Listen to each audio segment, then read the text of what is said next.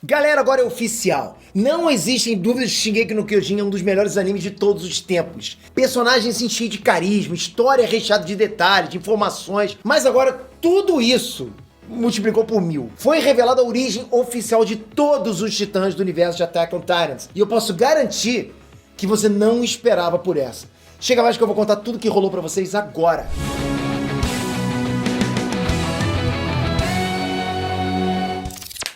Trunks, Peter aqui.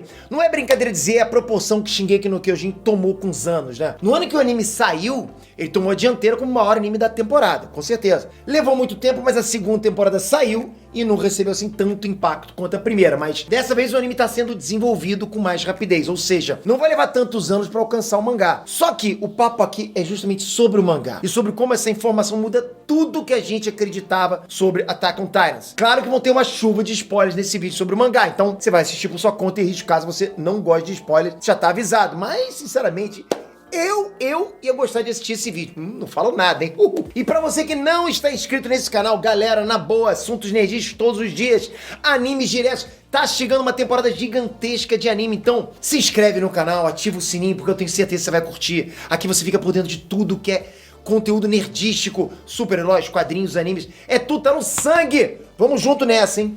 Tudo que explica a origem dos titãs está no capítulo 122 do mangá. E é claro que essa origem também explica o surgimento da primeira titã, a deusa Ymir Fritz. Quando a gente fala sobre Ymir, a gente pensa na titã mais poderosa de todos os titãs, com o tamanho e força do titã colossal, a proteção do encoraçado, a agilidade do mandíbula e por aí vai. A Ymir é lembrada até hoje nas histórias dos Eldianos como a mulher que livrou Eldia dos Marleyanos e que desenvolveu também toda a cultura avançada. Construiu estradas por toda a terra, cultivou plantações que saciaram a fome dos povos lá e levantou pontes entre as montanhas do mundo. Por outro lado, a visão do povo de Marley era completamente diferente. Ymir era a encarnação do diabo, uma criatura maligna que dominou, assassinou, até roubou as terras marleyanas. Também chamava o poder dos titãs de demônio da terra, já que uma das mitologias marleyanas era que o herói de Marley, Helos, tinha enfrentado esse demônio e matado essa criatura durante a grande guerra dos titãs. Mas Ymir ofereceu a alma pro demônio e conseguiu trazer o mal de volta. Também existem outras teorias que a própria série conta pra gente, né?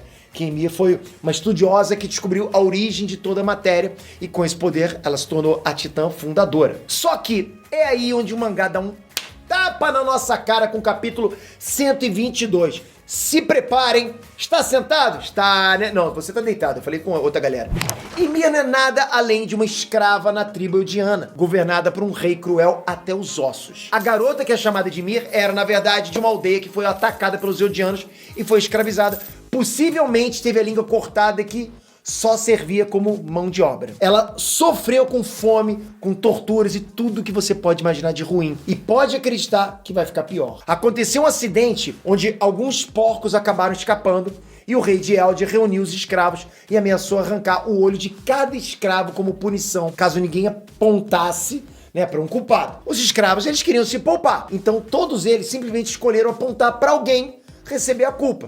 E a escolhida foi quem? A Ymir. A garota foi libertada ao estilo Game of Thrones, jogada no mato para ser caçada pelos cães, tudo para diversão dos Eldianos. A Ymir estava sangrando com uma flecha no ombro, cansada de fugir e próxima da morte, mas ela encontra algo na floresta, uma árvore de tamanho colossal e oca. Ymir entrou para se abrigar nessa árvore, mas ela acaba caindo num lago dentro da árvore. Enquanto ela se afogava e sentia a vida dela saindo do corpo, uma coisa apareceu, um tipo de raiz parecido com uma coluna vertebral se une a Ymir, e quando a gente vê de longe, ela virou a primeira titã, a titã fundadora. Realmente não existe uma explicação detalhada sobre essa raiz que se uniu a Ymir, mas assim, no geral, isso explica porque os poderes da titã têm tanta ligação com a coluna dos Eldianos. Caso cortem a coluna, o titã morre. E caso um titã devore a coluna de um titã morfo, ele recebe os poderes de titã. Só que, galera, é impressionante que a Ymir titã resolve voltar pra Eldia e se ajoelhar perante o rei. Tipo, ela é uma titã com poderes divinos. Nada pode matar ela. E ela volta se ajoelhando pro cara que mandou ela pra morte. É bem claro ver que a Ymir se tornou uma serva de corpo e alma, que só tem o objetivo de servir. E ela vê o rei Eldiano como alguém superior, que ela deve obedecer sem questionar. Lembra bastante o Zekman, né? Mas, enfim, continuando. O rei dá pra ela várias missões, né? Desde construir estradas e pontes até enfrentar os povos inimigos como os mais poderosos daquela época, os Marleyanos. E qual foi a recompensa dela? Ser mãe dos filhos do rei. A Ymir foi uma barriga de aluguel do rei para construir mais poder. Enquanto ela não estava grávida, ela estava lutando contra os Marleyanos para expandir Eldia. E como vocês sabem, Ymir massacrou os Marleyanos e teve 3 filhas. Depois de anos, né, com o Império Eldiano sendo gigantesco graças ao poder da Ymir, um assassino acaba se infiltrando em Eldia para matar o rei. Mas no ataque, Ymir pula na frente para proteger o dono dela. E esse ataque acaba atingindo a coluna, matando a Ymir na hora. O triste é que, ao invés de, de se preocupar até fazer alguma coisa, o rei fica olhando e gritando com a Ymir e diz o seguinte, abre aspas, levanta, eu sei que você não morreu, levante e trabalhe. Esse é o motivo de você ter nascido no mundo, nossa escrava Ymir. Fecha aspas. Esse cara diz isso na frente das filhas da Ymir. Elas todas chorando por ver a mãe morta e o cara diz isso. Mas a essência da Ymir não morreu. Ela acaba surgindo em outro plano, o plano das conexões invisíveis. Enquanto ela tá lá, o rei coloca um plano em ação. Ele trucida o corpo da Ymir e dá para as filhas dela comerem, né, e herdar o poder da mãe. E essas 3 filhas da Ymir são Maria, Rose e China. Os nomes que foram dados para as 3 muralhas em Parad, né, foram para homenagear justamente essas 3. E as 3 filhas de Ymir deram início aos caminhos, conectando as 3 com o poder da Ymir. E dessas 3 vieram mais descendentes, que aumentaram mais os caminhos, e isso se repetiu pelas gerações. Claro, no meio disso nasceram os 9 titãs especiais. Colossal, Encoraçado, Mandíbula, Cargueiro, Bestial, Fêmea, Martelo de Guerra, Fundadora e o Ataque. E o Império Eldiano continuou expandindo e crescendo com o poder da dominação. É muito louco pensar que alguém tão poderoso como a Ymir se submeteu a um ditador que ela poderia matar com um sopro. E é assim que os titãs foram originados. A essência da Ymir continua viva naquele plano das ligações, esperando por mais ordens de quem tem o sangue da família real, o sangue do rei de Eldia que ela deu a vida para salvar. E é essa a origem da Ymir. Só que tudo isso mudou aqui. O Eren, que tá junto do Zack nesse mesmo plano, decide pedir pra Ymir o poder para destruir o mundo. Lembra do plano de despertar os titãs das muralhas? O Eren pede pra Ymir o controle dos titãs para achatar a terra usando uma legião de titãs colossais. Mas o Eren não tem sangue real, então Ymir não vai obedecer ele, certo?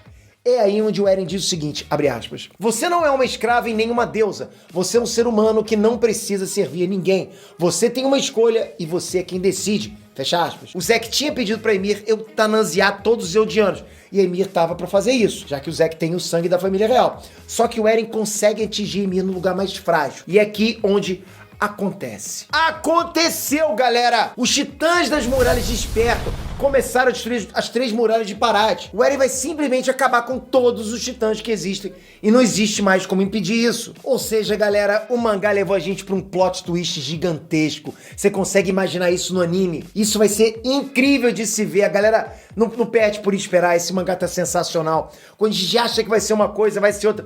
Na boa, galera, essa história é pra gente premiar como uma das melhores histórias de todos os tempos. Imagina isso, por exemplo, num live action bem feito, sei lá, na HBO, em algum lugar bacana assim. Cara, ia ser incrível.